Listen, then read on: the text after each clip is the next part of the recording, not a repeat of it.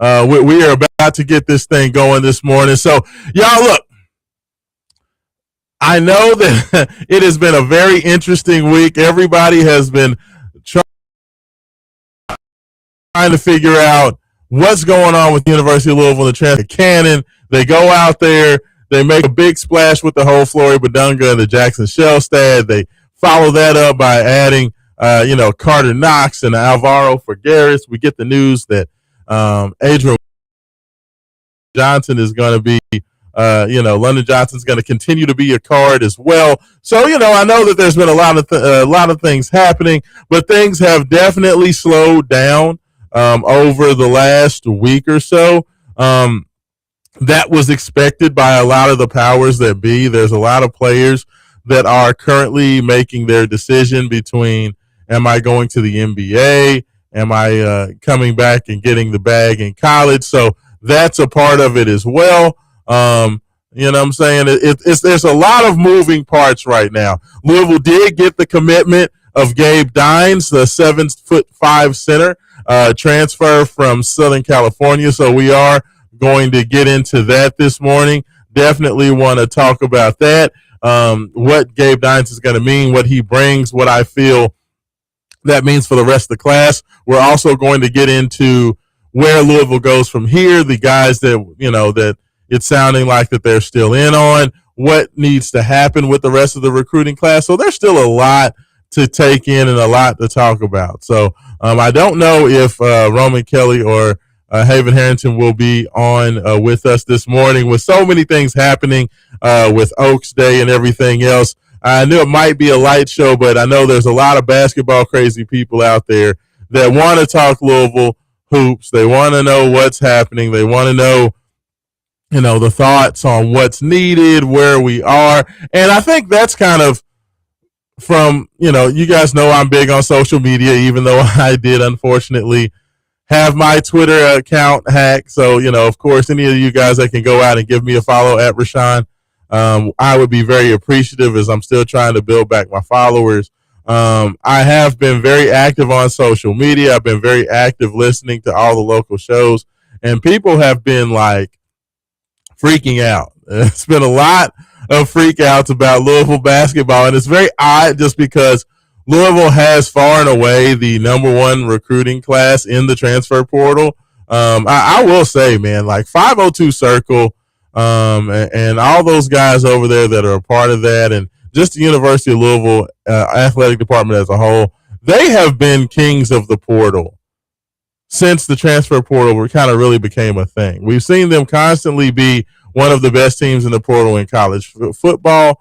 We've seen them bring in some elite transfer portal women's basketball players, and they continue to just hit it out of the park. I mean, a lot of people, even though Louisville overall didn't have as great of a expected season as they wanted to last year, like Coach Kelsey got into the portal and got whoever he wanted, and he really got the players that he targeted and focused on last year as well. But everybody who has something to do with 502 Circle, everybody who contributes to the 502 Circle, you guys are definitely appreciated. The NIL has never been an issue for Louisville. They've been able to go out there, and there's just been very few times where the folks that Louisville has targeted, they weren't able to get a hold to. I mean, even you just look at the portal haul that Coach Jeff Walls just brought in. I mean, when you talk about Karis Baker and you talk about the Thompson and the other young lady who joined for Louisville basketball, on top of Louisville women's basketball, on top of being able to basically keep that whole core together. Like Louisville has, from the beginning, regardless of whether it was, college football, women's basketball, men's basketball, even baseball, they've continued to kind of step up and get everything and everybody that these coaches have wanted. So, just Dan Furman and all those guys over there, just give yourself a round of applause. Because it's been huge. But with that being said, even though Louisville has the number one recruiting class in the transfer portal, even though it seems like they are sitting in a good space, you would think, with being able to hold on to a guy that was brought in midseason that was expected to be, I don't know if I would say heir apparent to the point guard position, but a guy who was seen that was going to be able to help from the G League in London Johnson. They were able to keep, I would guess, the odds-on favorite for who you would want to have kept from the recruiting class in Adrian Woolley, or from the returning players. I would think Adrian Woolley would have been thought to be, most people's favorite to hold on to. So the fact that Louisville's been able to do that, they were able to bring in a guy who's going to be a preseason first-team All-American in Floyd Badunga. They brought in a all Big Ten level point guard in Jackson Shellstad. They were able to bring in a darling of the NCAA tournament, Alvaro Figueres, and they brought in just one of the most athletic wings in all of college basketball, in Carter Knox. With that being, with those being the guys out there, and those being the guys that were added, you would have thought that people would have been happy, and you would have thought that people would have been excited about what Louisville's doing in the transfer portal. And that really hasn't been well, I won't say that's not been the case, but people are still worried, saying that it's not good enough, and that they're really, really worried about where Louisville's at, and that Louisville really needs to add a couple of guys before we get this done. And we're going to kind of talk about who Louisville's in on and who they are targeting, who are the guys that they're looking at to kind of finish up this class. But before we do that, we got to talk about Gabe Dines. Gabe Dines is the most recent portal commitment. We talked a little bit about him last Saturday, as far as being a possibility of an ad, but we really didn't get into him. And I really did not know a ton about him outside of the fact that he's 7'5", and he played for Southern California, and didn't necessarily play a ton of minutes. But I'm gonna tell you what, I did some research into him. A lot of people don't necessarily know this, but Gabe Dines and our other commitment, Alvaro Figueres, actually played against each other in the Horizon League championship game a couple of years ago. So it was interesting. Once I found out that Gabe Dines, who was at Youngstown State at the time, had played against Alvaro Figueres, I thought that was even though I know a little bit more about Alvaro, just because Iowa was big in the tournament. They had the big win over Florida. Figueres hit the game-winning three against them. So, I watched Figueres play in the NCAA tournament. Well, I didn't really know anything, or didn't know much about Dines. So I thought that was a good way to kind of scout two future Louisville players. And, from what I noticed about the young man, the first thing about him, he's from Independence, Kentucky, so he's from the state. So he's coming back home. He was recruited by both Louisville and Kentucky. Watching him play, I watched him for Youngstown State. He did not play nearly as many minutes for USC as he did for Youngstown State. So I was thinking, okay, this dude is 7'5". He's going to be big. He's more than likely slow. I'm not really sure what, his shot block numbers are going to look like. I don't know, because he had some decent shot block numbers, but I just really didn't know what to expect from him, in terms of what how he would add value to Louisville, because a lot of people will just say, well, he's 7'5". People remember Mats Stockman. Mats was a guy who was 7'2", but, never really helped the Cardinals and never really had much value. And I was thinking, okay, is this dude another Mats, a dude that just, he's going to be on the roster, but he's not really going to be able to play well? I'm going to tell you all this right now. I fully believe that Gabe Dines, first of all, University of Louisville paid Gabe Dines to come here and play. This is not a young man that they guy that we're not going to see because, Motts was a guy that I wanted to see how he could help Louisville. I thought he actually had a decent low post game, and I thought he was going to be a guy that at some point was going to be able to give Louisville something. That, of course, ended up not happening, and Motts ended up transferring. Well, I'm telling you, Coach Kelsey paid this young man to come here and play.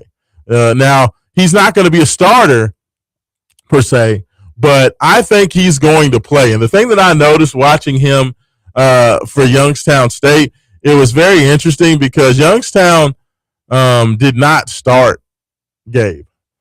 But I'm just going to tell you, in the Horizon League championship game, in that Horizon game, you had Robert Morris, you had Youngstown State. Robert Morris was the 1 seed and the favorite. Gabe Dines and Youngstown State, they were the underdog. I believe they were the 4 seed in the tournament, but they had gotten a couple upsets. Gabe Dines played really, really well coming off the bench as a reserve. But the thing that I noticed about him, the things that kind of jumped off the page, first of all, even though he's listed, he's listed as, well, I believe by Youngstown and Southern California, I think he was listed at like 6'5", 215 pounds. So I was, when I looked at that, let's see, as this past year, USC had him listed, because I want to get it right. Gabe was listed at 7'5". They didn't give the weight on him, but I saw 214 pounds somewhere. I'm going to tell you right now, he's bigger than that. Okay, so a lot of people that said this dude is a string bean that is going to get pushed around and doesn't have any weight on him, that's not the case. Gabe Dines is actually pretty solidly built. I would say for a 7'5" guy, I'm going to guess that he's somewhere in the neighborhood of 230 to 240 pounds. He's not a big guy by any means, but he's not frail. Like, dude has decent size. It's not like a Perry Stevenson situation. If you remember Perry Stevenson for Kentucky, who was like 6'10", but weighed like 170 pounds, like just was an actual, just a stick figure. Gabe Dines actually has decent size on him, and I feel like, once he gets into the weight program with Eli Foy, I think that Eli will definitely continue to try to put some functional size and weight on him as much as you can on a 7'5" big man. You're never going to be huge, but Eli Foy does a great job of adding functional muscle and strength, and I think he'll do the same for Gabe. But, he's never going to be a guy. He's not going to be Zach Edey, right? He's not going to be a 300-pound behemoth that you can throw the ball to. But the thing I noticed about Gabe is, first of all, he's not skinny. He's not a guy who's going to get pushed around. He actually holds his position pretty well. But I'm going to tell you this. When Youngstown, he did not start, Robert Morris almost immediately got off to like a 12-0 start in the game. And when Gabe came in the game, everything turned around. The kid was defending, of course, at a high level. I noticed that he actually moves really well for a 7'5" guy. Like, one of the things about, big guys, like Motts, is that they kind of move like their feet hurt. They kind of lumber up and down the court. They don't necessarily move really well. Gabe actually moves, and his switch ability to kind of, help over on blocks and then recover to his man, because they tried, of course, because Alvaro Figueres shoots the ball so well. There are a lot of times where they tried to, set screens where they would have Gabe help and then try to kick back out to Alvaro, who was setting the screen and then fading to the corner. They were doing a lot of where they would, utilize Gabe in those screen plays, in those pick and rolls, to try to exploit his quickness getting the ball out. But Gabe actually did a very good job of helping over on the drivers and then recovering, closing out high hands, moving his feet well, closing with speed but under control to get back to Figueres at the three-point line. That was one of the things that actually stood out to me, is that for a 7'5" guy, the kid actually moves pretty well, which is something that I was wondering about was, is this dude just 7'5" and nothing else? And I'm going to say he's actually a pretty good athlete. How that's going to translate, for Louisville, and I'm not saying that this kid's going to come in and be, Manute Bowl or anything like that, but he is definitely a guy that can help.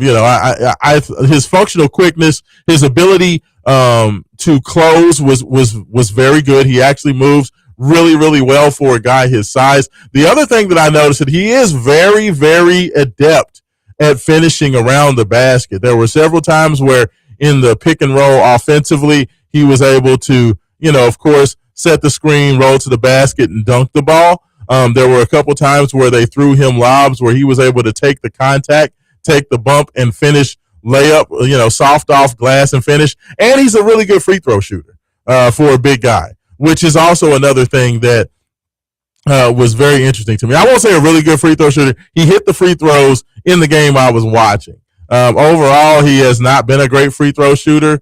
Looks like he shot at Youngstown State about 45%, shot 35% in South Carolina. So I will not say that he's a good free throw shooter. Didn't really shoot many free throws, so I guess that would be a part of it. Looks like he only had 17 total free throw attempts at USC because he was only playing about 12 minutes a game.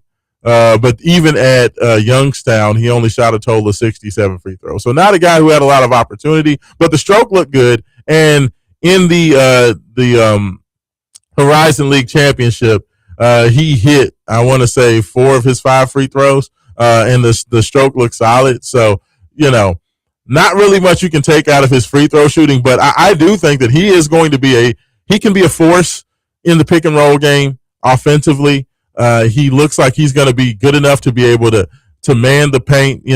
I expect that he's going to come in and be your guy who comes in to spell Flory Badunga at the 5 spot, where Badunga is probably the best defensive player in college basketball. When he does have to sit down, he doesn't really get in a lot of foul trouble, so I expect that Flory is going to play about 30 minutes per game.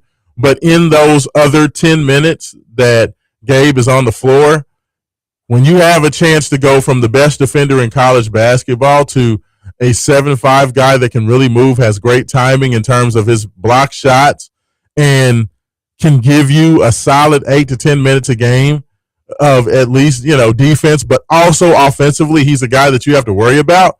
I love it. I love the addition. I think that, he's a guy who, in the role that I feel Vangelis Zugris basically played last year as your backup big, where Zugris was going to come in and give you kind of hustle and effort and try to rebound and just be a pest. I think Gabe Dines is going to be a rim protector that, at least in the pick and roll game offensively, you have to cover him going to the basket, because if you don't cover him going to the basket, that pick and roll threat is there. So when you have a big man that is a pick and roll threat, what basically happens is he comes, he sets that screen, rolls down the lane, that backside defender, wherever the big man is rolling, that backside defender has to come down to discourage the lob to the basket. So if that backside defender comes down to discourage the roll to the basket to keep the 7'5" guy from dunking it, what that means is opposite side corner, opposite side wing is going to be wide open. So Gabe Dines is going to give you value in 2 spots because, A, he's going to help you defensively when he's out there, and then offensively, even the threat of his pick and roll going to the basket is going to be able to open up some guys for some open shots from the perimeter in the pick and roll game. So, I love the ad. I think that it was a very smart ad. I think that when you look at some of the plus size players that were out there, there's a lot of guys that you could have gotten that were maybe, 6'10", 6'11", 7 foot, that were just kind of your run-of-the-mill kind of plotter guys that are just going to run up and down, and maybe they'll give you a little something. Gabe Dines is something that's a little bit different because he is a unicorn in terms of his size, quickness, combination. So you can at least have that. I'm not saying that he's going to be great. I'm not saying that he's going to come in and be an all conference defender or anything like that. But I like the dynamic that he gives you. So I think that this is kind of the update for him. We hadn't really done a focus. I had not done a breakdown 502 to kind of give you the thoughts on Gabe. So, I'm utilizing Wake Up 502 to kind of give you the deep dive into him. But I do think that it was a very intentional ad, and I think that he's a guy that is going to play minutes for Louisville. I would, like I said, I would expect for him to be in that 8 to 12 minute range per game, and I do think that he is going to be a very solid addition for the Cardinals. We do have a early message coming in via the YouTube stream. Damian James, 5934. Shout out to you checking in, asking, and I knew this was going to come up. Is there a Obeni update? Is today the day? So I know that everybody wants to know what's going on with Obina Akizi Jr., a young man that has been, he came in for a visit. We talked about that. We discussed the fact that he was coming in for that visit, the fact that Coach Kelsey was able to land a visit from a 5-star, one of the top players in the 2027 class, looking for the possibility of reclassifying. Definitely going to get into that. I appreciate that question, Damian. I'm going to get into Obina Akizi Jr. and what it's looking like. What's the latest as we head here for this Derby Day, and I'll give you my thoughts on that. And that's going to be coming up right on the other side of the break. So I tell you what we'll do is we'll go ahead, we'll break here. I'll continue to kind of talk about Gabe Dines, what this means for the team as a whole, and then Obina Akizi Jr., the update on him, any other guys that it's looking like Louisville may be targeting, and kind of what Louisville's going to need to finish off this recruiting class. How many guys that it looks like they're going to finish up with. So we're going to talk about that, much, much more. You are listening to Wake Up 502. Raashaan Myers is in the building this morning. Don't know if any of the other fellas will be in, but all my basketball crazy people, I wanted to be there for you. We'll be right back on the Big X.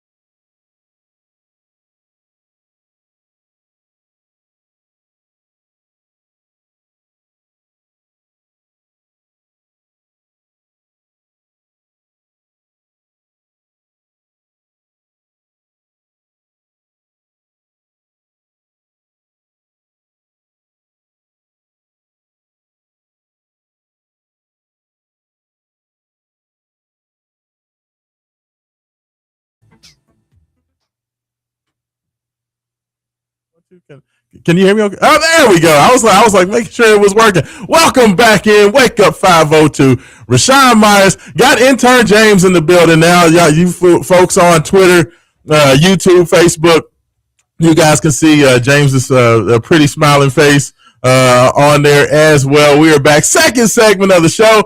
Good morning, James. How you doing this morning, brother? I'm blessed. Highly favored. How you doing? I'm doing all right, man. I'm doing all right. Happy Derby Day, brother. Glad to have you in here. Like I said, I did not know who was going to be there. I know you sent me a message this morning asking if the show was going down. I was like, you know what? I want to get in there. I want to talk to the people. The people are going crazy. They want to know what's going on with Louisville basketball. But I appreciate you coming in this morning. Of course. Absolutely. And James brought up a good point to me, and something that I want to talk about before we get back into the Louisville transfer portal discussion.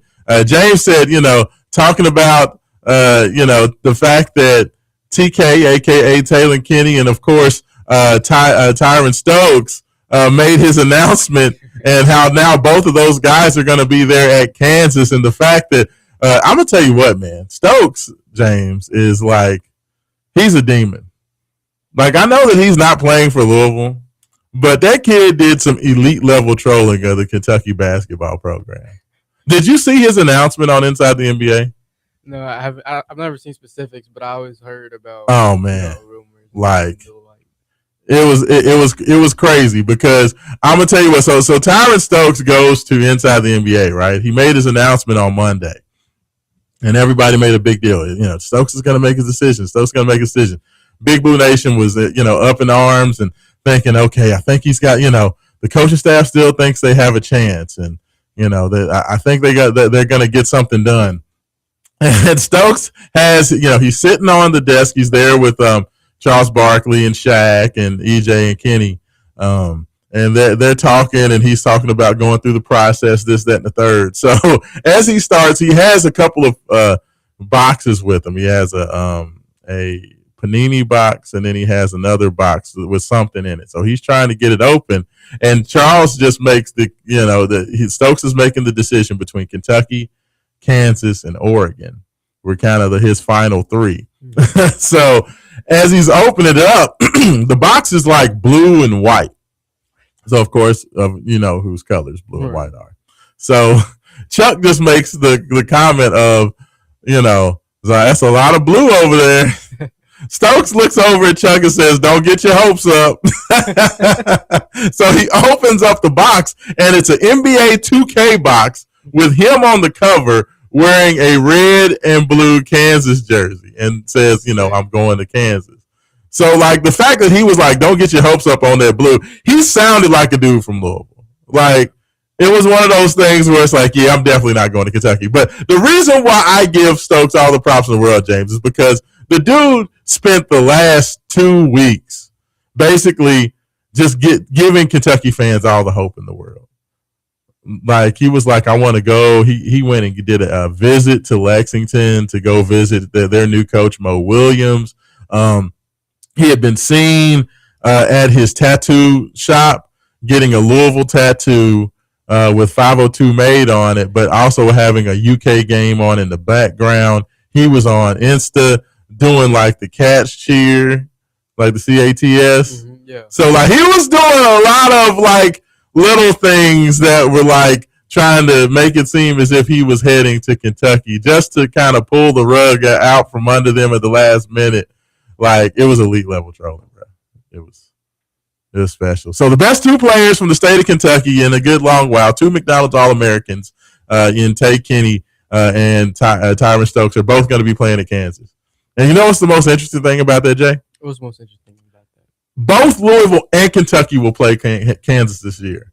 So Louisville and Kentucky will get to face off against those two young men. Louisville and Kansas will face off in the very first exhibition game of the year in mid-October in Kansas, in Lawrence. I actually am going to try to get out to that game. I've never been to Lawrence to see a game. So I'm going to try to get out there to Lawrence to cover that game.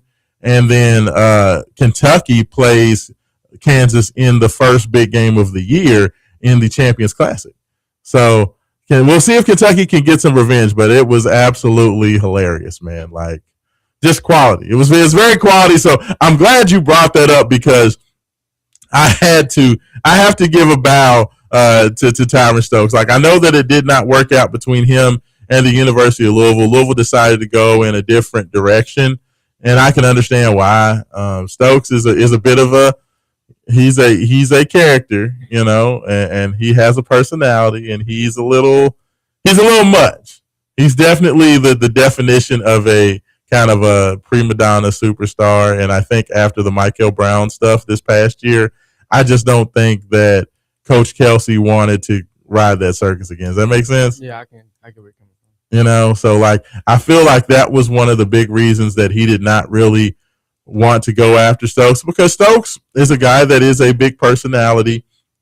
He's a guy that definitely wants to make it about him, and he's the number one player in the class. So I don't think that there's anything wrong with that. He's going to demand a lot of money, and he's going to be kind of, I don't want to say necessarily a distraction, but he's going to make sure that everybody knows that, it's Tyron's world and everybody else just living in it. Just because you're number one doesn't mean you're going to stay like that. Doesn't mean you're going to perform the best in college. No, that's fair. I mean, that's absolutely fair. And but Stokes is a great talent. Like, he's a great talent. I have every full belief that he's going to go to Kansas and he's going to play really well. But I think that him going there is the best for both parties, because it was not the best fit for him. Yes, I do. I think that he's going to fit there better. Kansas is going to give him the ball and let him go with it. It's going to be him and Kenny. Those two guys are going to run the show for Kansas. I wish them all the luck in the world with that. As we've seen over the last several years, I don't think freshmen move the needle in terms of winning championships anymore, even though you can have a guy like a Stephon Castle who can be a part of a championship team like he was at UConn a couple of years ago. So I'm not to say that freshmen don't have value, but I don't think you can win championships led by a freshman. Does that make sense? Right, yeah. I just don't think it's too much experience in college basketball now. Now that good players are staying 3 and 4 years now, you just don't, for freshmen usually just don't have what it takes. And even in this past season where you had one of the greatest freshman classes in the history of college basketball, none of those guys were able to, help get their team to a championship. Like it just does not happen. I mean, if Cam and Caden Boozer and Darren Peterson and Kingston Flemings and Darius Acuff and all those guys, Keaton Wagler, those guys couldn't get it done, then I think that proves that, the transfer portal, retaining veteran players, having older rosters is what gets it done. But that was definitely a great, great moment. I loved it. Like I said, the kid has the Courier Journal, Muhammad Ali, tattooed on his leg. It says 502 made. It's awesome. So I give all the props, and I look forward to Tyron Stokes coming back after his college career is done, coming and being a big part of the city of Louisville, a lot like Raashaan Rondo is, even though he didn't play for U of L, and I think he's going to be a great ambassador for the city moving forward. So good luck to him and everything, and I do hope that he has a very good year out at Kansas, except for when he plays Louisville.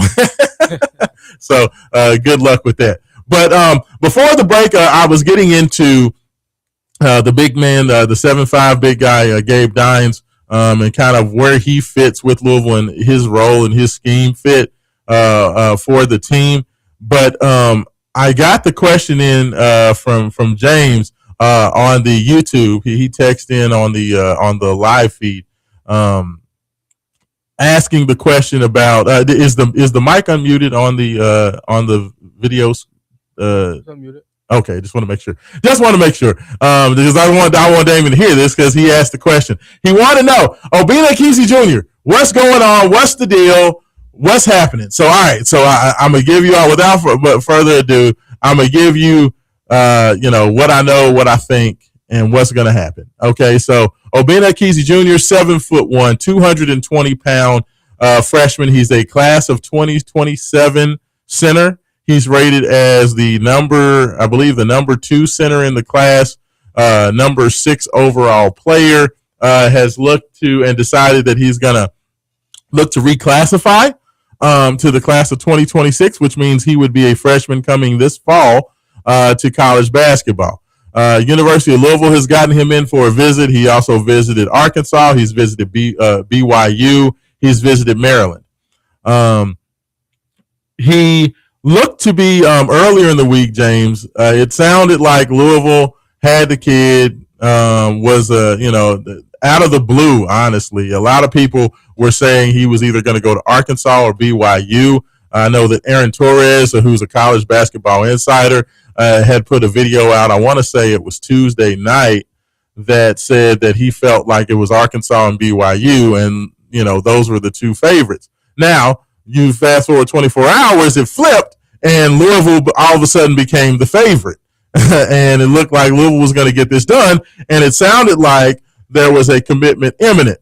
Didn't know exactly when it was going to come, but it sounded like within, the next day or two, it sounded like Obinna Ekezie was going to commit to Louisville. Well, it has not happened yet, James. So, of course, with people knowing that a kid who's that good, who's big, who's athletic, who's, can jump out the gym. Everything that you would expect from a 5-star big man. He runs the floor well, good hands. The thing, one of the things I like about him just from watching his tape, is that he knows he's a big man. Like sometimes you get big men out there that want to be the next Kevin Durant. You know what I mean? Yeah, exactly. You know what I'm saying? Hey, will you turn the volume up on your mic just a little bit, just because the people want to make sure they hear your voice. Yeah, there you go. Kick that. Thank you. But when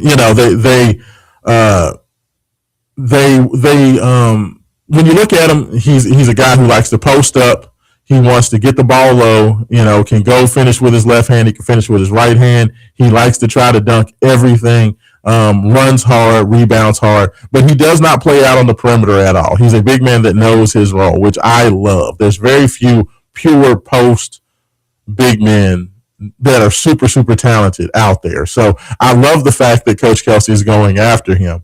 And I love how he plays compared to the rest of the guys that are on the team. I think that he gives Louisville something that they don't really have right now, which is a true low post threat with the ball in his hands that also is a great shot blocker, great rim runner, great rebounder. So I love that. But I will say this. It still sounds like right now, Obinna Ekezie, it's still looking like it's pretty good for Louisville. I know that there's been a big push by Maryland, and it sounds like for me. I'm going to tell y'all this: if Obinna is going to become a Louisville Cardinal, in my personal opinion, it's going to happen this weekend. Like I feel like it's going to happen today, tomorrow. The Jody Demling and Cardinal Authority do a great job of it. Things have been kind of hot and cold, and they've kind of talked about it. But just from reading the tea leaves and just in my personal opinion, if Obinna Ekezie Jr. is going to be a Louisville Cardinal, he's going to commit this weekend. If the weekend goes and he does not commit to the University of Louisville, I think that he is probably going somewhere else. I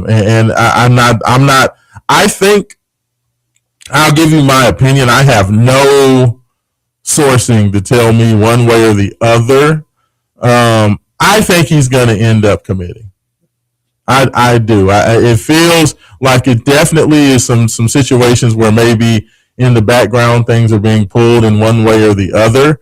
But it could still go either way. I think it's definitely a 50-50 coin flip. But that being said, in my personal opinion, this is without any sort of knowledge of it specifically of what those specifics are. There's been a lot of conjecture on a lot of message boards, whether it be on Louisville message boards, whether it be on Arkansas message boards, whether it be on Maryland message boards. Of course, Obinna Ekezie Jr., his dad, Obinna Ekezie Sr., was a big man that played for Maryland in the late 90s.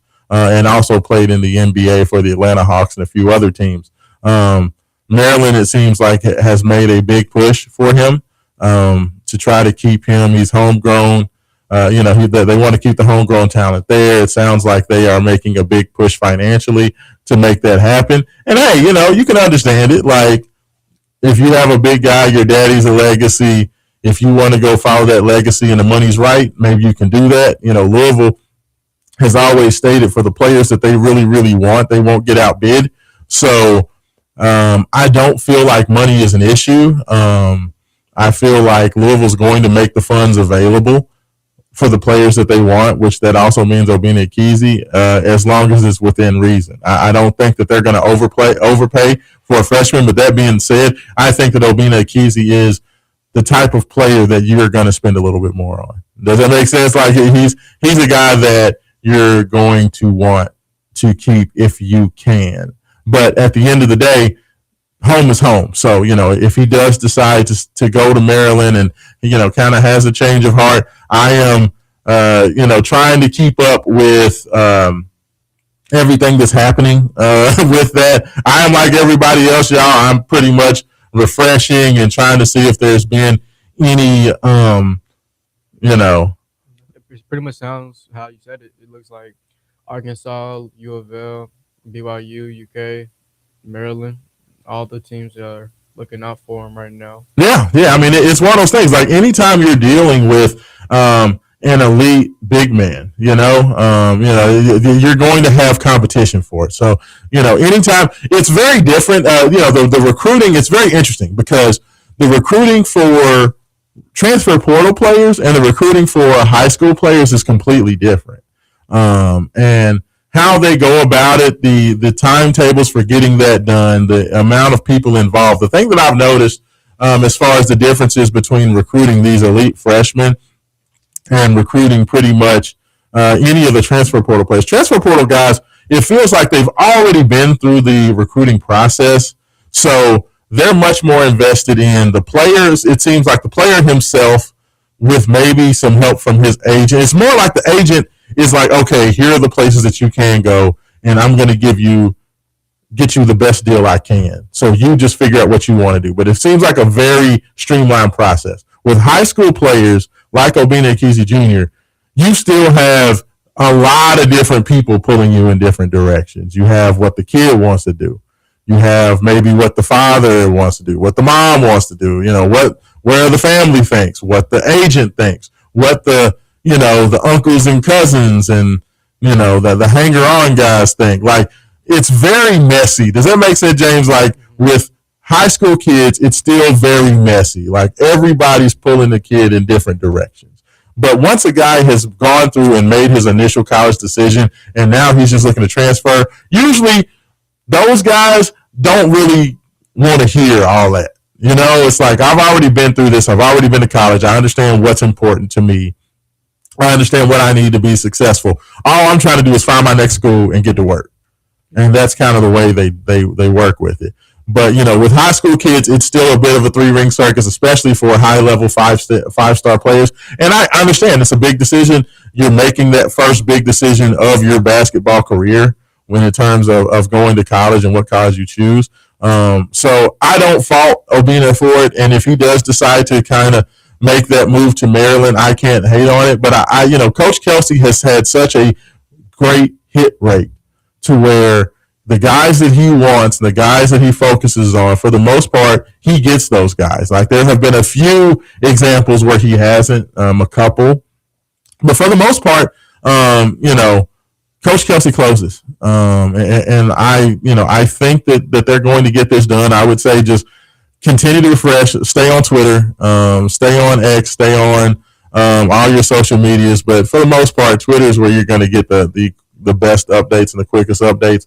But I do think that if Obina Ekezie is going to be a card, it's going to happen this weekend. It just does not feel like, if this goes into next week, with the fact that they thought that this was going to get done, this week, I just don't see it happening if it happens next week. James, what you laughing about? Nothing.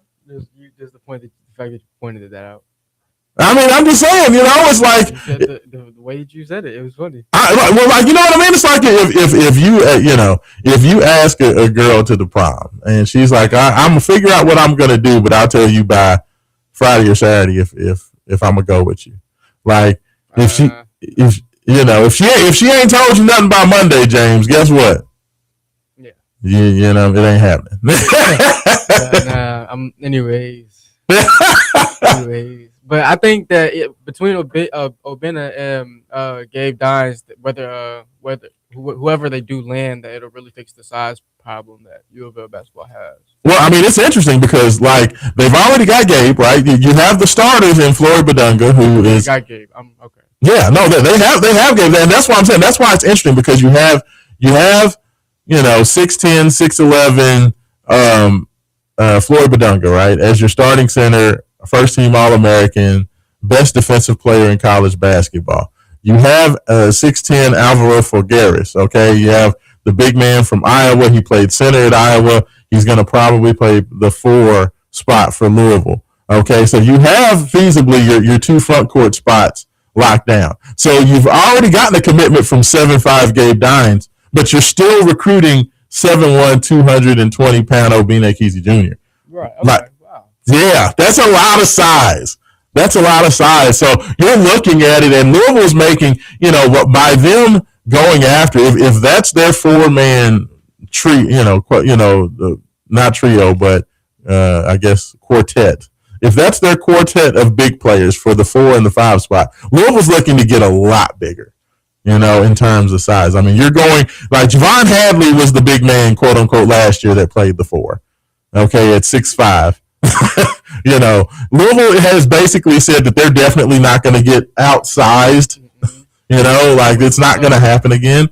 So I do think that's a very interesting transition that they've made to go to kind of this jumbo lineup. And I think that there's definitely I can see a world where Louisville will play lineups where if Obina does commit, where you can have Obina in there at the 5, you can have Floyd Badunga slide over to the 4, and then you can even see Alvaro Folgueras playing at the 3. I'm excited for that. And I see that they have a lot of guards too that they've locked down, but it's just I'm wondering if they do play when they have a bigger lineup on the floor, how it's going to work mobility wise, like on the fast break or getting back when other teams, Well, that's interesting, and I think, and that's a good question because I've heard a lot of people say that, well, if you have, let's say you have Folgueras out there with Badunga and Ekezie, like how are you going to play that? Or even if it's Gabe Dines playing at the 5, can Folgueras guard a small forward? Can he guard a 3? And I'm like, honestly, I wouldn't think that Folgueras would guard the 3. I think Folgueras would stay at the 4, and I think Floyd Badunga is going to guard the wing because Floyd Badunga, even though he's 6'10", 6'11", can guard perimeter players with ease. I mean, there's a reason why he's the best defensive player in college basketball. He's one of the more mobile, bigger guys. Oh, he's probably the most mobile big man in college basketball. Like the dude can switch 1 through 5.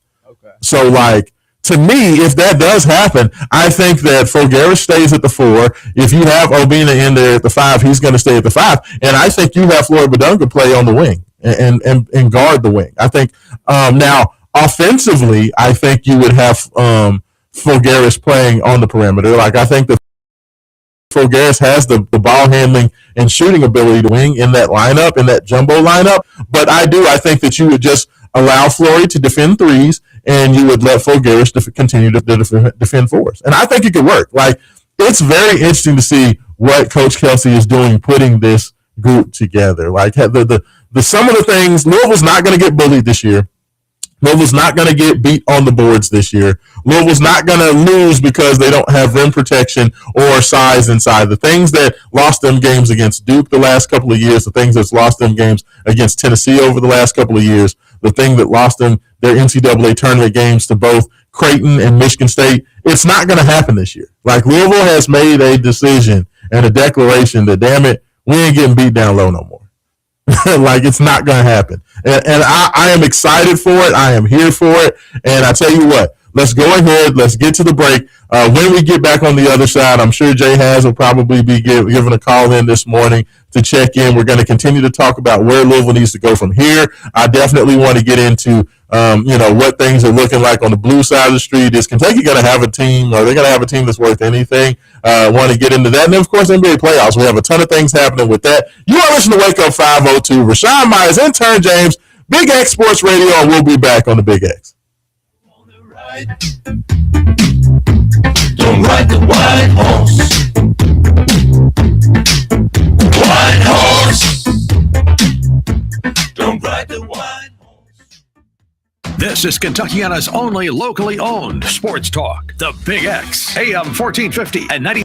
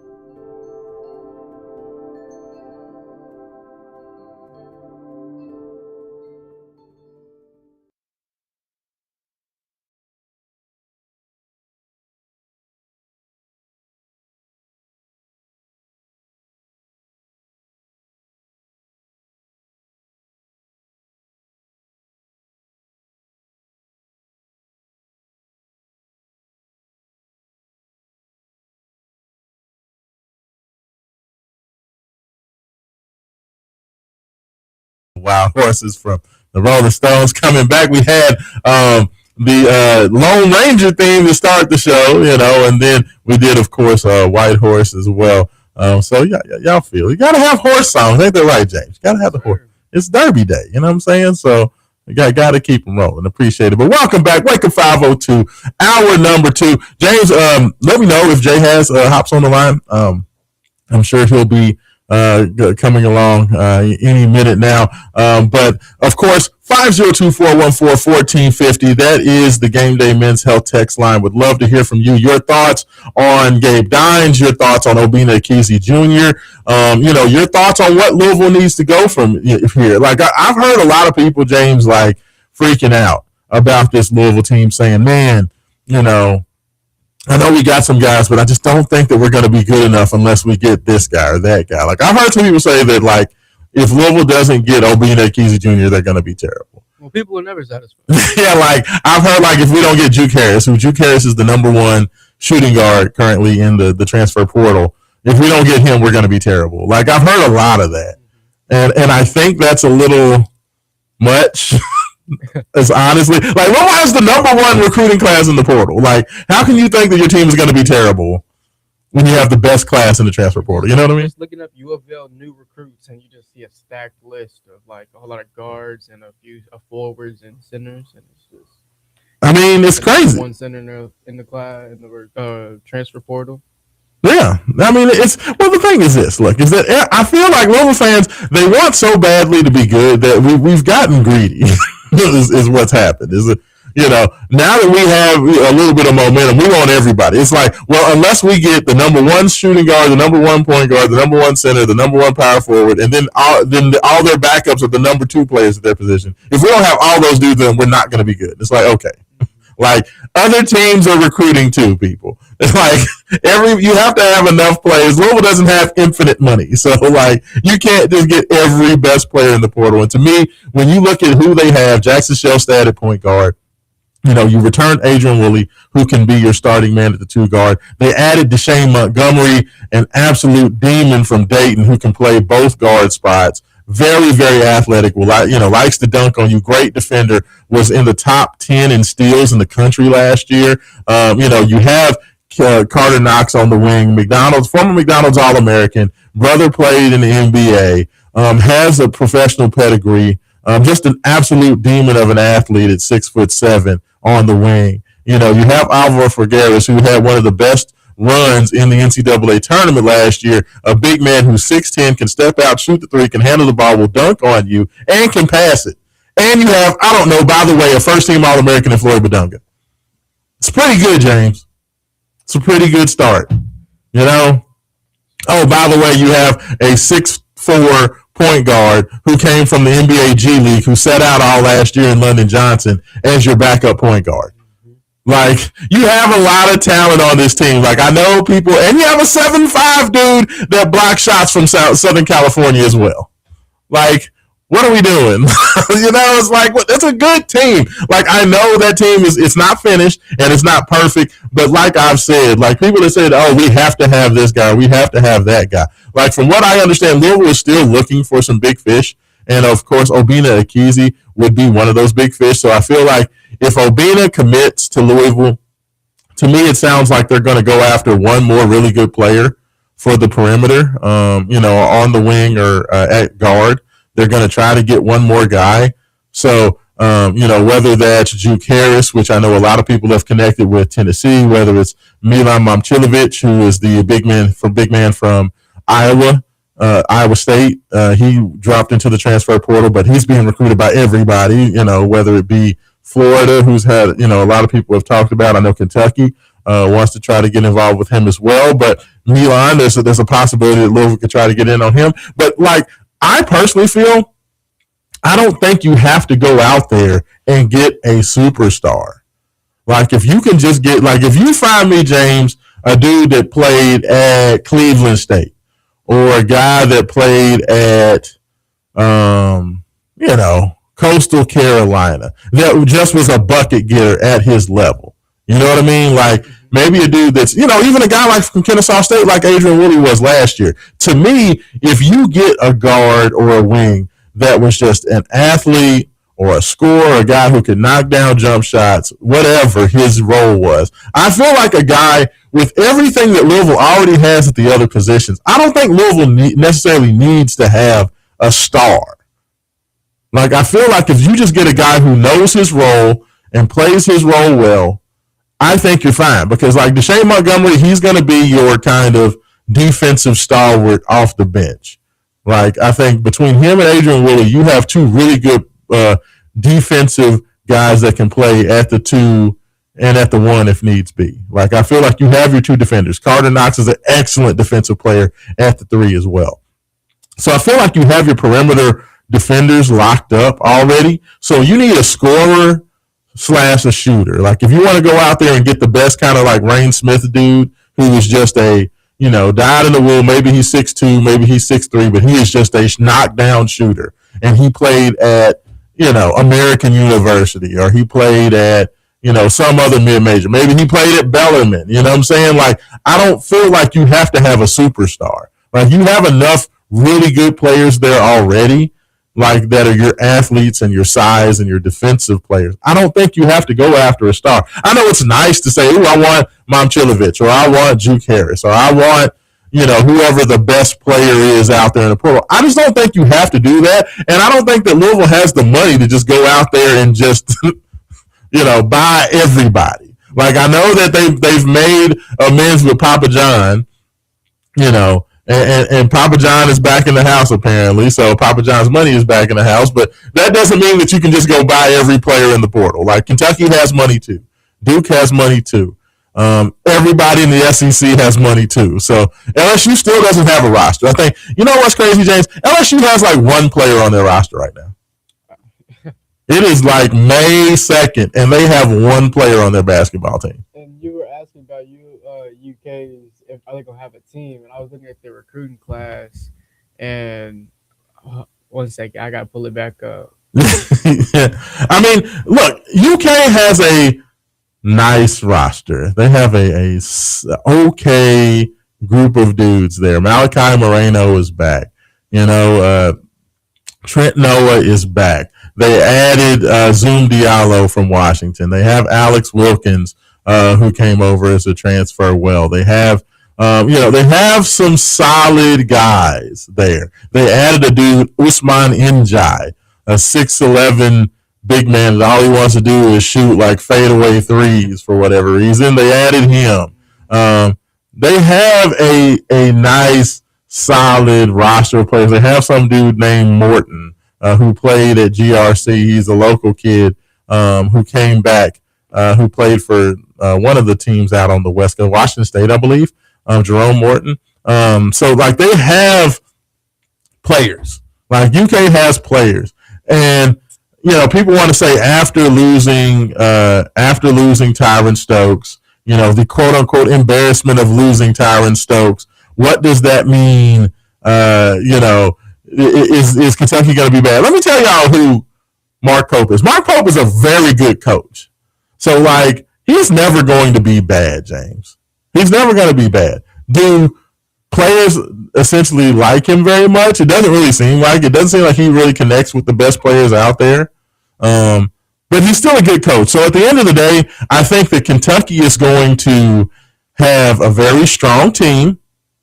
I think that they're going to have a solid, they're going to win, 22, 23 games. If they're going to go to the NCAA tournament, they're going to win a game or two. And that's going to be it. And, like to me, Mark Pope is a guy that is good enough to win games, James, but he's never going to be a guy that wins a championship. Does that make sense? No, I understand that completely. Like, he's a really good coach, but I don't think it translates. I think he's like an Elite Eight at the top. Like, in his best year, I could see them making an Elite Eight. That's where I'm at. To me, I think that Pope is a really cool guy. I think he's a good guy. I just think that he just has issues connecting with these young players. I mean, he's from Utah. You know what I'm saying? He's a Mormon. Everybody knows that the Mormons are a little odd. You know, they're a little odd. They have some odd ways about them. And I think that some of those odd ways, Mark Pope is not necessarily, he's a little bit socially awkward when it comes to dealing with, not as a person, but just as far as dealing with high level basketball athletes. You know what I mean? Like, he'd be fine for like a youth pastor. You know what I'm saying? Like, getting together and you want to make a popsicle stick house. You know what I'm saying? Or do like, let's go and help in the community, and we're gonna go help. Like he's like that. He's like a youth pastor. You know what I'm saying? He's like a dude that is like kind of cool in his role, but you really wouldn't hang out with him otherwise. You know what I mean? You know what I'm James, you laughing at me. You know what I'm talking about, James. Yeah, I just know what you're saying. He's like that. And I feel like because he is that way, I feel like he's just, a lot of guys can't find that comfort level with them. And when you're talking about elite level basketball players, they have so many options and they have so many opportunities out there that, it's kind of one of those things where when guys have all those options, if you have the coach that's a little bit weird and a little bit odd, and you have these other guys that, are cool people, you can make your money either spot, I'm going to go with the coach that I'm a little bit more comfortable with. And that just makes sense, You didn't want to build a popsicle stick house? Exactly. Like, you're going on a visit with Mark Pope in Kentucky, and he's pulling out the popsicle sticks. I don't know if me as an elite basketball player, I want to make a popsicle stick house. You know what I'm saying? Like, yeah. I just don't think that's as cool as you really are acting like this is really cool right now. It's just like, I feel like that's the thing with Mark Pope, and he's not a bad guy.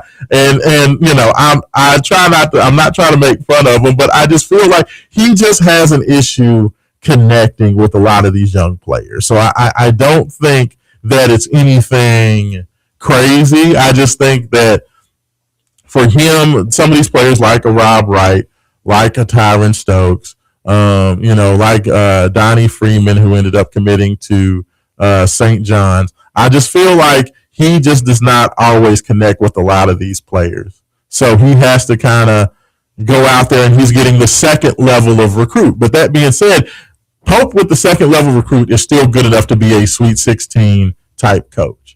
So that, I know Kentucky fans hate that, because Kentucky fans, of course, they don't measure success by Sweet 16s. Kentucky fans measure success by, are we getting to the Final Four? Are we winning championships? So Mark Pope is like the worst situation for them, because he's an alumni. He won a championship in Kentucky. He's much beloved by the fans, and he's going to win just enough not to get fired.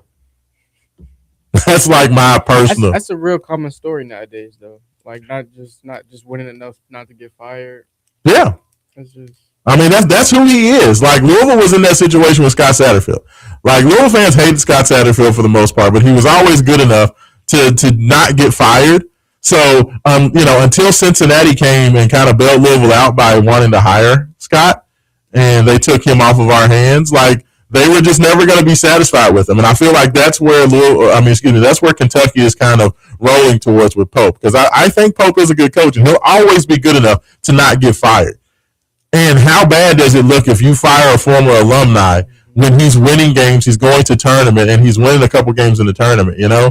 Like, that's going to look bad. Like, what coach is going to want to take, come and take that job if you're going to fire one of your own 3 years after he goes to 3 straight tournaments and has multiple tournament wins? Because, it sounds successful, I guess, on paper. Yeah, that's what I'm saying. Like, so he's had a level of success. So, like, what coach? Because I've heard Kentucky's fans say, "Look, Billy Donovan now has left the Chicago Bulls. So, like, let's go hire Billy Donovan." Do you think Billy Donovan's going to want to go into a situation where you've just fired, kind of sort of successful head coach that's from Kentucky, played at Kentucky, won a championship in Kentucky? Like, is he going to want to go and get into that situation? Yeah, no, I wouldn't want to get in those shoes. So that's why it's going to be very interesting to watch UK over, the next several months, because I do think that they'll field a good team. I think that they're not done yet either. Just like I said, Louisville's not done with their portal class. Kentucky's going to get another couple of pretty good players, and they're going to have a solid roster. They're not going to be as good as Louisville this year. I'm just going to be honest with you. Louisville's got way more talent than what Kentucky is. And all you Kentucky fans out there, I'm going to tell you this too. All you Kentucky fans that keep trying to compare UK's baloney, horrible, crappy $22 million roster from last year and comparing that crap to what Louisville did this year, you're out of your mind if you think that those two things are the same. When you paid, Otega Oweh to be your best player and you brought in a bunch of backups and scrubs like Jalen Lowe and the rest of these dudes, like, please, like, those two things are not the same. Like, freshman Malachi Marino, freshman Jasper Johnson, bringing in Otega Oweh, bringing over Cam Williams from Tulane. That's not the same as bringing in Floyd Badunga, Jackson Shellstad, and Carter Knox. Like, it's just not. Those dudes are Jordan Brand and McDonald's All-Americans coming over. Like, UK, those dudes were like White Castle All-Americans. I mean, I'm just saying. Like, it's not the same thing. So quit trying to compare rosters. Louisville's roster is better. You guys are just gonna have to deal with the fact that Louisville's better in basketball than Kentucky is now, and just be okay with it. James, do we have any text coming in at all, either on the YouTube or on the text line? We have one that says, "Just say Raashaan Mark Pope can't relate to the black culture. He's like another Satterfield." Well, Satterfield is a great comparison, and I think that a lot of players see Mark Pope as kind of a dweeb. Oh, I'm sorry. And before that, we had Raashaan. I'm surprised that you're in the studio today since you all got the J Has Gala hookup. Yeah. Well, everything was kind of crazy this year. There's a lot of people that got kind of upset about the fact that the Kentucky Oaks last night ran so late because it kind of screwed up the timing for a lot of the restaurants. It screwed up the timing for a lot of the parties and all that stuff. So we ended up not doing anything with the gala events last night. We, of course, still did the gala with Down Syndrome of Louisville and those good folks 2 weeks ago. But we actually did not do any of the events last night. So sadly, it feels like because of the decision to move the Oaks to so late in the evening, like a lot of those galas and parties start like the Unbridled Eve and all those things, they start at like 7 p.m., James. So if you have a gala that's starting at 7 p.m., dinner at 8, with entertainment starting at 9, but the Kentucky Oaks doesn't run until 8:45, guess what, James? Ain't nobody at the party. Ain't the red carpet where all the stars are supposed to be. You're supposed to be doing the red carpet from like 6:30 to 7:30. You know what I mean? Like, but everybody's still at the track. Right. So who are you interviewing? Like, I could have just walked down the red carpet and interviewed myself. But there's gonna have to be some things worked out with that. I don't know what's gonna happen. Churchill Downs controls so much of that now because of TV rules the world. So if TV says we did great numbers, running the Oaks at 8:45, if that's the case and they keep it there, the party scene's gonna possibly change some. So we'll just have to wait and see how that goes moving forward. But I appreciate you talking about that. But was not there at the event last night just because of all of the timing of everything. It just did not seem to really work out. So hopefully we will be able to do something with that moving forward. But sadly, no interviews this year, people. So just stay tuned for that. Just continue to follow wakeup502.com. And me as well at Raashaan, RAASHAAN on X, for all the latest on there. So just continue to follow that. Any other messages or anything on the YouTubes? I'm not sure if you read this. It came in at 9:53. It says, doesn't sound like Juke Harris is still in the fold for U of L. So who's another player staff might target? 2 under the radar guys I wouldn't mind seeing the staff pursue is Abdi Basir Jr. or Hamad Musa. We need shooters, and either one of these guys you can play at the 2 or 3. So Juke Harris, and this Juke Harris is an interesting name. Great question. Thank you for that, texter. Juke Harris is a guy that I don't know why Louisville fans like. Juke Harris was a guy that Louisville was going to look out to try to find players, but Juke was never seen as Louisville as a favorite for Juke. Like. Louisville, has tried to kick the tires on Juke, but it sounded like they were never really a primary player for Juke. Like I feel like Juke is a guy that we definitely were like, hey, if you wanted to come this way, we'd love to have you, and we're going to pay you the same bag that we were going to give John Blackwell. We'll give you that bag. But it always felt like Juke was kind of a Tennessee lean. Yeah. And I think that he's still a Tennessee guy. It feels like. What did it say? And so more recently, it was UK or something like that. Juke, the UK has tried to get on everybody, but all the good players are like, yeah, thanks, but we don't like popsicle stick houses. So yeah, like for sure, Juke is a guy that Kentucky wanted to get in on. Juke is a guy that a lot of people like. There's a lot of players. North Carolina wanted to get in on him. Michigan wanted to get in on him for a while there. They thought that he was a done deal to Michigan. But it definitely does sound like Tennessee is more of the way that things are going right now. So we'll have to kind of wait and see about that. I don't think Louisville's going to be a destination for Juke. But like I said, it feels like Louisville's going to go get another perimeter guy. But as far as who that guy is going to be, they haven't really mentioned it yet. Like it feels like the next level of guy, like let's say after Obina makes his decision, whether it's yay or nay, I just don't think Louisville's going to go out there and grab another high level guard, like expensive guard. Like I think they're going to go. There's still a lot of really good players out there. Like a couple of those players that he mentioned, Musa and some of those other guys. Like there's a second level of recruit. Like there's the big bag recruit. Like Juke Harris is a big bag recruit. Okay, he's a guy who's going to be earning in that $2 to $3 million range. Okay, so next level guy is the maybe $1 to $1.5 million guy. And Louisville's going to start maybe looking for that level of guy, or maybe even the $750,000 guy, who's like maybe a super shooter from the mid-major level, or a dude that shot 45, 46% from three from the low major level. A guy that can shoot, maybe is limited athletically, maybe doesn't have the size, but is a great shooter. That if you put him out here with all these big men and all this size and athleticism, all you got to do is stand out there and knock down the shot when we kick it to you. Kind of like a Steve Kerr or Klay Thompson or whatever. You know what I'm saying? Like, I think that Louisville still has some moves to make, but don't expect for every guy that Louisville targets to be like a 5-star superstar. Like, I just don't think that's realistic. So that's what I would say. But I do think that they are going to go get a couple of more additions. I do think that they'll add. I would like to see them actually add one more point guard. Like I would like to see them add a true point guard. Like I know that London Johnson came here as a guy who could play the point and who was considered a quote unquote point guard that can also play off the ball at the two.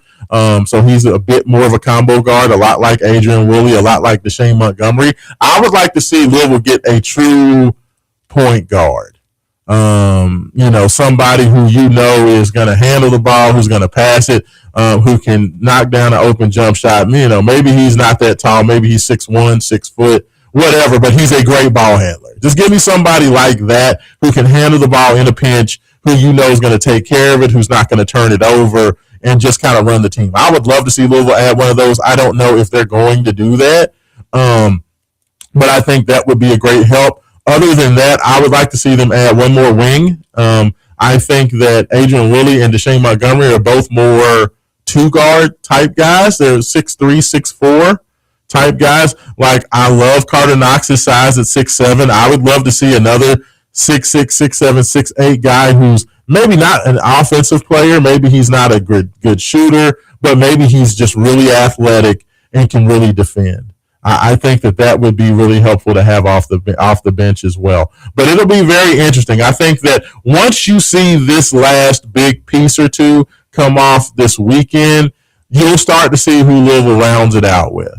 Like, I would love to see, I've always said, man, like, I would love to see Louisville add a couple of local kids that maybe were freshmen somewhere else at smaller schools, like a guy like a Kieran Tilley who played at Evangel Christian, or somebody like, I know maybe not Quelline House because he played really well. I think Quelron's going to get a nice bag from somewhere. So I think he may be a little bit too good to come here. But I'd love to see some of these local guys get kind of like those 11th, 12th, 13th spots on the roster, and Louisville can develop them. You know what I mean? Okay. That they can wear the jersey, they can come in, they can practice. They've been, following Louisville for years. They're talented players. Like Tilly's a very talented player. He was really good at his level in college, his first couple of years. So to me, you bring in a guy like that to bring in at the bottom of the roster, maybe he develops into something that he can develop into a role player at Louisville. I think that would be awesome. But I'm going to really be watching to see what Coach Kelsey does with these last couple of spots. But I tell you what, James, let's go ahead. We're at the bottom of the 10 o'clock hour. Let's go ahead. Let's take our last commercial break. On the other side, I definitely want to get into the NBA playoffs. Some of the things that I've liked that I've seen, some of the things that I don't like. Where are the favorites looking like right now? We're going to get into that. We're going to take more of your texts. If you have any more, 502-414-1450. That is the Game Day Men's Health text line. Continue to hit us up on YouTube and Facebook. You are listening to Wake Up 502. Raashaan Myers, intern James, and we'll be back on the Big X.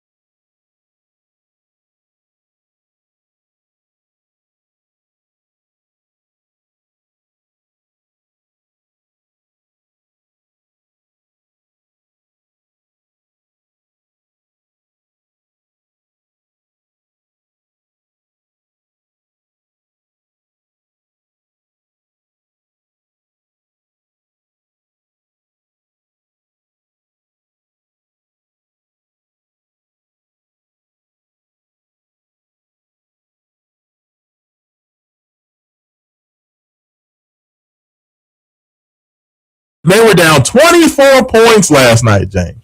24 points in the first half. They were down 22 points at halftime. Orlando Magic had the Pistons on the ropes. You know how many points the Orlando Magic scored in a 24-minute second half, James? How many points did they score? 15 points. Not in a quarter, James. They scored 15 points in the second half. 19 points in the second half. They had an 11-point quarter, and they only scored 8 points in the fourth quarter.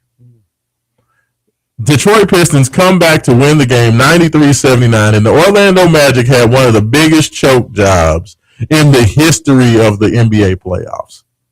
Like, I was so glad to see the Pistons gone. The Pistons were the 1 seed in the West. They are the 1 seed in the West. I thought, I was looking at the game at halftime. Orlando was running away with it. I'm like, wow, this upset's going to happen. We're going to have the 8 seed knocking off the 1 seed. Once again, kind of having the shades of the Miami Heat and New York Knicks, excuse me. And to have this big upset, so the Cleveland Cavaliers, they could have a nice, easy road in the second round, have to take on an 8 seed, not have to worry about knocking off the 1 seed. Well, guess what happens? The Pistons come back and win. The Cleveland Cavaliers have a chance to win the game on the road in Toronto, knock off the Raptors, turn the ball over. The Cavaliers were up 1 with 11 seconds left, James. All they had to do was just hold on to the ball and just get fouled. If you get fouled, you go up 3 more than likely with about 5 or 6 seconds left. And Toronto is a horrid 3-point shooting team.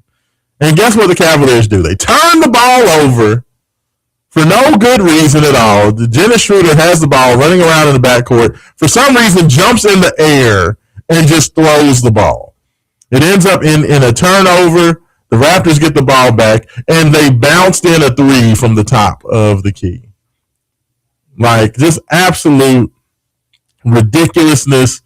I'm so annoyed. Cleveland ends up having to go to a Game 7 back home in Cleveland, which will happen tomorrow. It'll happen Sunday afternoon. So Cleveland is playing a Game 7. The Detroit Pistons have new life, and they're going back home. So what I did not want to see happen, it looks like both Detroit may win, and Cleveland, you know what? They could lose a Game 7 at home. So Donovan Mitchell and crew, they have me a little nervous. So I don't know what's going to happen with that. I'm very interested. I do think that Cleveland will get it done. Cleveland played a good game. All points in case. That was the best game that they had played on the road versus Toronto. I thought that James Harden was just okay, but I think Evan Mobley has really, really started to play well.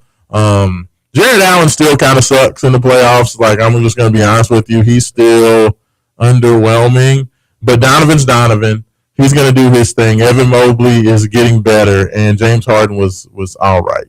So we'll see what happens. I'll be paying close attention to both of those games. Congratulations to old man LeBron James, the Lakers. I know Roman's going to be very happy with this. The Lakers had a pretty easy 20-point win on the road in Houston to knock off the Rockets, win that series 4-2. They were able to get that done. Tonight we have our first Game 7 of the NBA playoffs with the Celtics and the Sixers. The Philadelphia 76ers, I give them all the credit in the world. Joel Embiid was coming back from some sort of illness, but he had only been back. I think he's only been back. This was his 3rd game back, coming back from this illness. Has played like a man possessed. Dude is balling.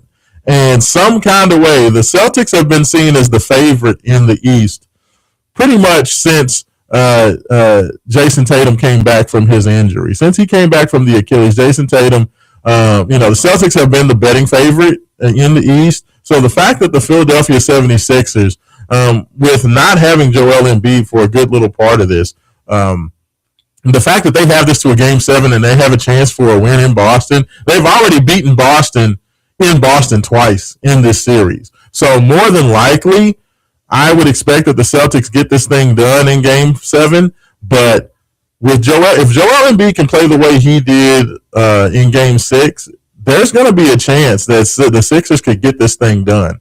which would be a humongous. I think that would be a bigger upset. I honestly think that the Sixers beating the Celtics, even though the Celtics are the 2 seed, would be a bigger upset than Orlando knocking off Detroit. I actually thought that Orlando-Detroit series was going to be pretty close because both teams were so similar. Neither team, great offensive team, both very good defensive teams. So it kind of came down to who was going to be able to hit enough threes to win. But with this Celtics-Sixers series, I did not think the Sixers would be able to play with the Celtics at all. So the fact that they are right there and have a chance to get this win, I'll be paying attention to that. That tips off 7:30 tonight on NBC and Peacock.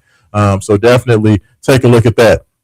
On the western side of the conference, of the NBA playoffs, both the Thunder and the Spurs have moved on, so congratulations to them. Of course, we know that the Lakers have moved on as well. The Lakers will take on the Thunder, and you'll have the Minnesota Timberwolves, who knocked off the Denver Nuggets, taking on the San Antonio Spurs. I love everything about the San Antonio Spurs. They have been disrespected. Our own Roman Kelly, who is hiding from me, he's not been answering my phone calls. I've been talking about it. He's been disrespecting the Spurs since before the playoffs began. I heard him and Mike Rutherford talking about the playoffs, and Mike said, who he thought the teams were in the West and who in the East were going to be the best teams. Roman said in the East, he thought it was going to be the Boston Celtics. He said the Celtics and the Pistons. He didn't think anybody else was really any good. I thought that was disrespectful to Cleveland, though I get it. Cleveland has had a tendency to choke. And he said in the West, I think it's going to be the Nuggets, the Timberwolves, but I think the Thunder are the best team. He didn't even mention the Spurs, James. The Spurs had the second best record in the NBA. They won the season series versus the Oklahoma City Thunder. They have the alien that is Victor Wembanyama. And literally nobody wants to give the Spurs any credit. I listened to national people. I listened to Roman Kelly. Nobody wants to believe in the San Antonio Spurs. And I personally have said, I thought the Spurs were the best team in the West, and they could literally win a championship this year. And everybody rolls their eyes at me. Everybody says the Spurs are too young. But I'm here to tell you, man. The Spurs are not too young because a young OKC team won a championship. Exactly. Like, the Spurs are ridiculous. It's like, do you see what Victor Wembanyama's doing? Like, and it's not just Victor Wembanyama. I mean, you look at the fact Victor was out with a concussion in Game 4. Okay, he didn't play. He was out it was Game 3. Excuse me, that he missed because he had the concussion.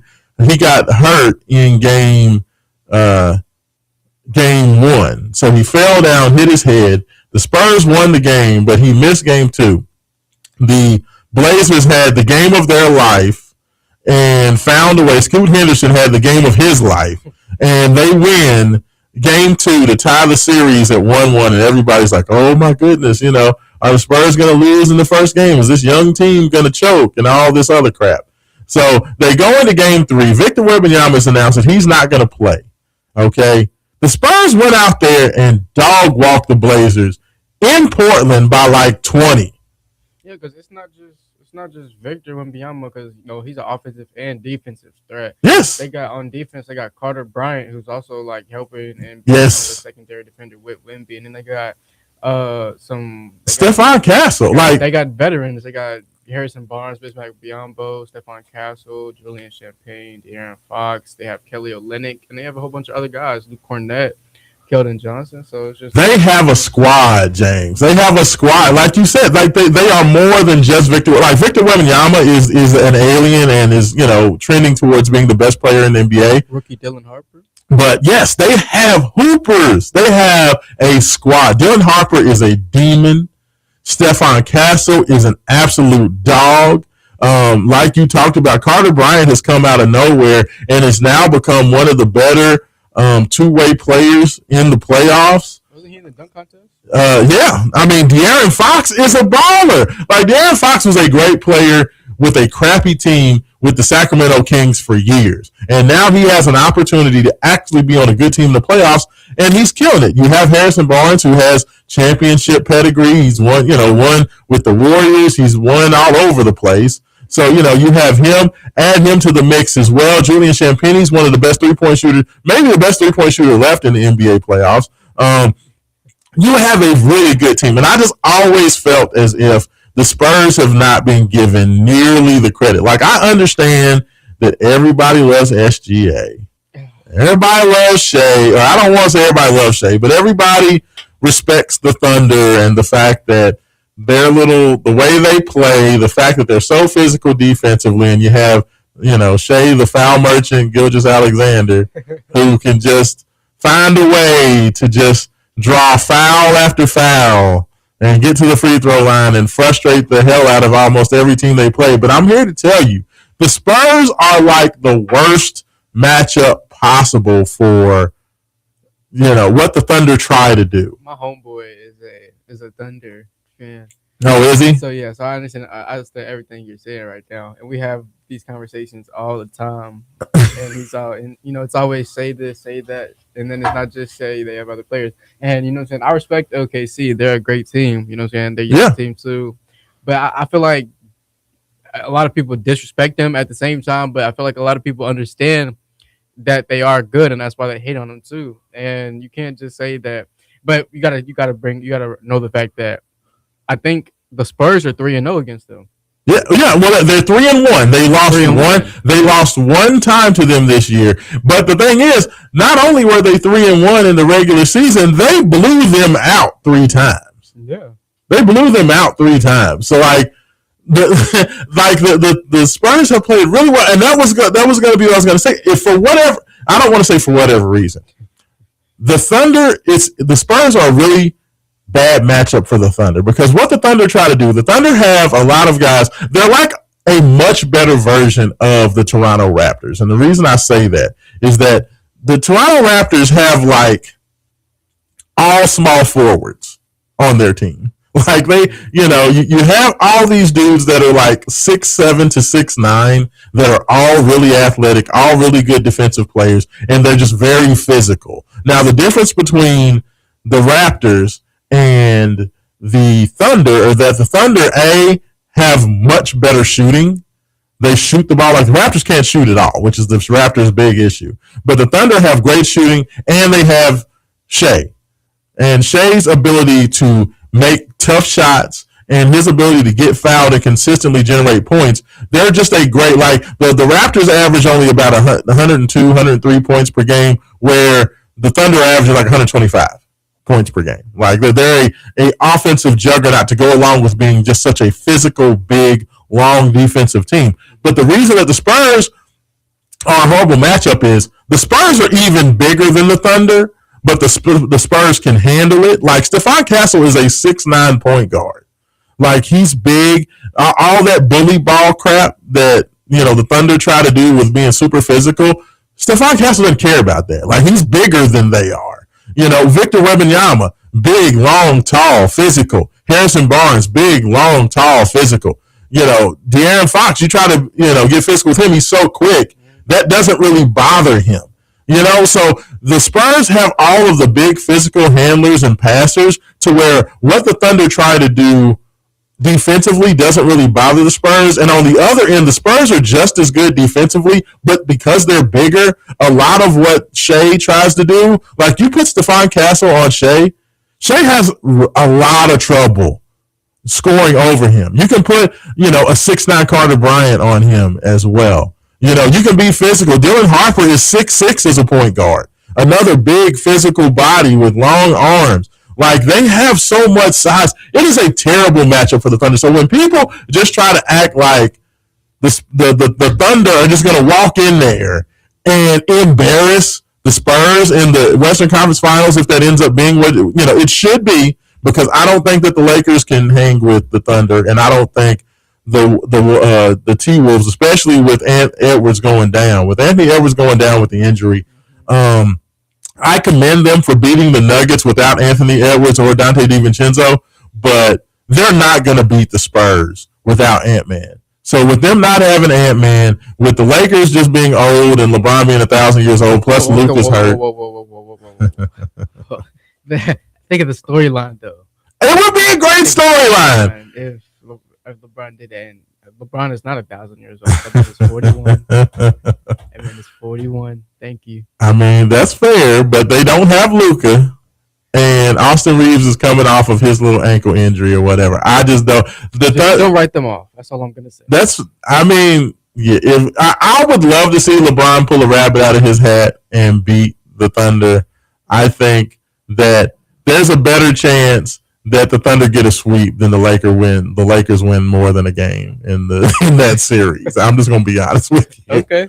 Like the Lakers really struggle to score. That's why I am very surprised. I am shocked at the Houston Rockets. The fact that the Lakers pretty much dominated that series as much as they did. The Houston Rockets should be ashamed of themselves, James. KD didn't play. KD was hurt. He was banged up. But even without KD. All right.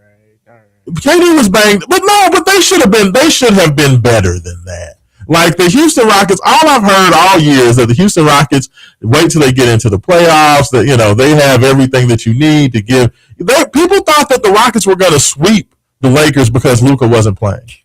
That's what I heard. They said that the Rockets were going to sweep them. They said no Austin Reeves, no Luka Doncic. The Houston Rockets are going to likely sweep the Lakers. And not only did they not sweep the Lakers, they really didn't even contend. I mean, and maybe it's because sucky old Reed Sheppard is playing at point guard. Like, I know Reed Sheppard is not that great of a basketball. Sorry, Kentucky fans. I'm sorry. Reed Sheppard is not like that. Okay. And Alpha Şengün is terrible.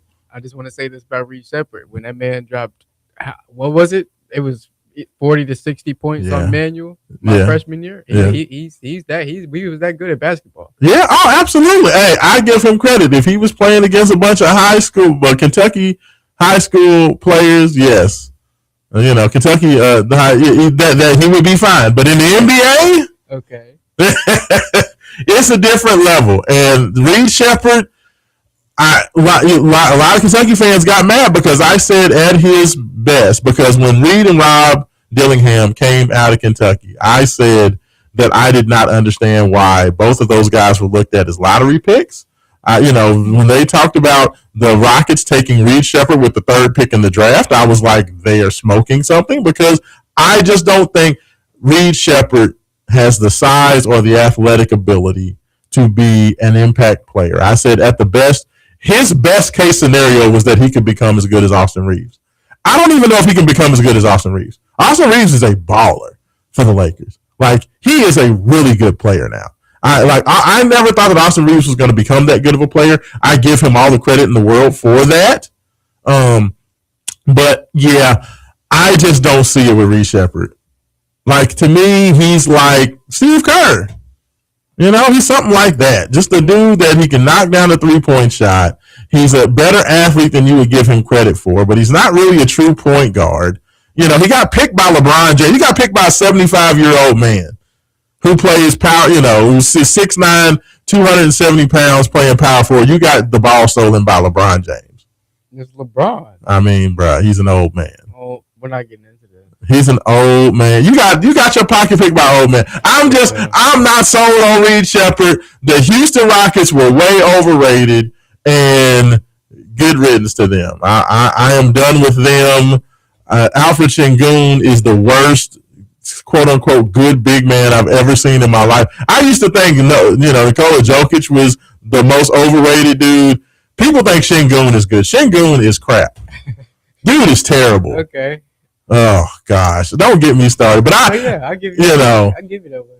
I am super excited to see what happens. I really, really hope that the Sixers can find a way to get this done. I am saying all this because I selfishly want to see Donovan Mitchell and the Cleveland Cavaliers find a way to, get to an Eastern Conference Finals, maybe sneak into an NBA Finals. Let's get Donovan Mitchell to an NBA Finals, y'all. Like, we gotta see that happen. If it doesn't happen this year, I feel like if they lose in this round, or if they lose in the second round to the Pistons or the Magic, Donovan Mitchell, from what I heard, is probably going to request a trade. So we'll see what happens with that. But thanks, everybody, good luck to Emerging Market, the Romans' favorite heading into the Derby.